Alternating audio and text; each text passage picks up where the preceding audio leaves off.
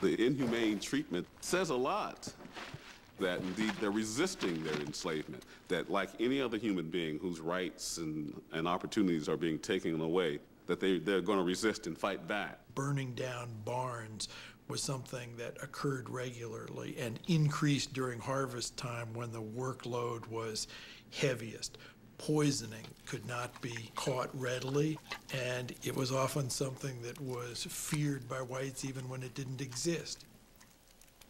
One symptom of their fear was that there was a law that white men had to carry guns when they went to church. Sunday was the only day off for enslaved people. And so the white folks feared that the uprising, if it ever came, would happen on Sunday when all the whites were gathered in church. Therefore, the white men were required to carry their guns to church. It was on a Saturday night, September 1739. It was a work crew. Many of them are Angolans, including a man named Jemmy, who becomes the leader.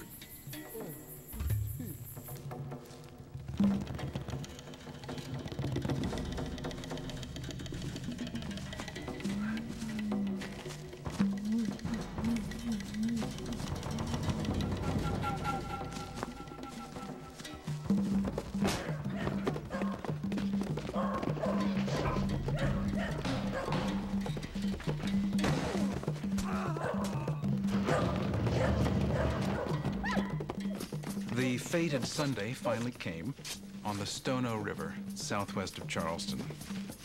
And they got to a store and broke in and they killed a Mr. Hutchinson, decapitated him and put his head on a pole and cleared out his store of guns. It happens in harvest time, which is the time when blacks are being worked the hardest. It also happens in malaria time, and there is an epidemic going on in Charleston, which has virtually shut down the town.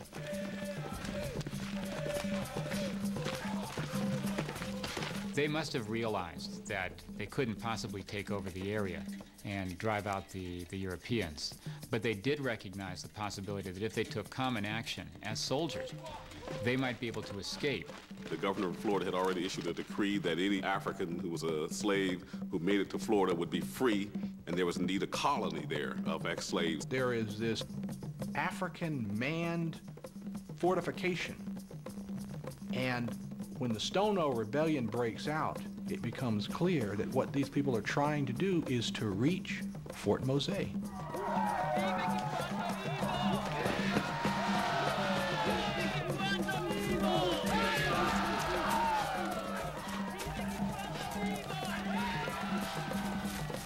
People begin to join them. They burn successive plantations, kill some of the white people living there, draw some of the blacks with them. Others are afraid to join in and refuse to go.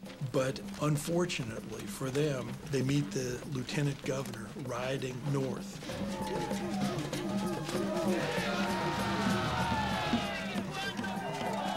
They gave chase to him, but he was able to sound the alarm, and then, of course, a sort of a posse is formed, and they set out after this group of Africans. It's an amazing moment. If they had been able to take him hostage, who knows what the dynamics would have been. These people are pursued south for a day or two. If they had been able to go another 24 or 48 hours so that more people could have joined them, their strength would have been greater, and who knows what the prospects would have been. And the whites came on them. They surrounded these men and they fired on them. A lot of them were scattered. Many of them were killed. Some of them escaped into the swamp, but those that they did capture, they chopped their heads off and put their heads on poles leading out down what is today US 17 out of Charleston to send a message to the other Africans. This is what will happen to you if you rebel. After the Stono Rebellion, all of the separate laws governing slavery were consolidated into a single code. This black code restricted the movement of black people and regulated almost every aspect of the lives of the enslaved. The crushing of the Stono Rebellion was a tragedy. To me, these people were freedom fighters. Someone like Jimmy, newly arrived from Angola, is able to show others around him that this is not the only way to live.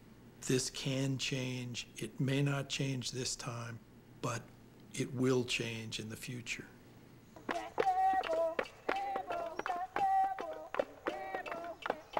Under the most inhumane conditions that you can possibly imagine, people were able to maintain their human dignity. It gives you some insight into the resilience of the human spirit, that it is possible for human beings to make the decision, I will not be defeated.